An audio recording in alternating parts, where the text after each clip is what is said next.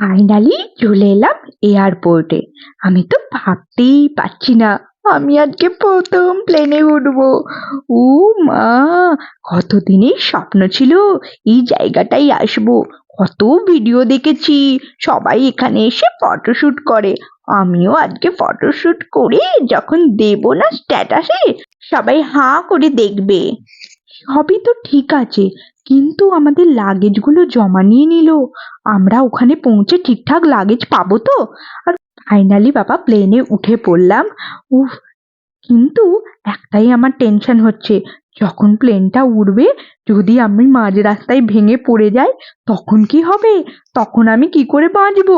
এটাই তো ভয় লাগছে। আমার তো বাসে চাপলেই বমি পায়, আর প্লেনেও যদি বমি পায়, এই জানলাও তো মনে হয় খোলা যায় না, তাহলে বমিটা কি করে করব? আমার তো খুবই টেনশন হচ্ছে। ও, এখানে সব মেনুগুলো লেখা আছে। হ্যাঁ, একটা ম্যাগির দাম 250 টাকা।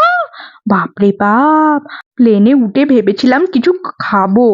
ও বাবা, এই দাম দেখেই আমার খাওয়ার ইচ্ছা চলে গেল।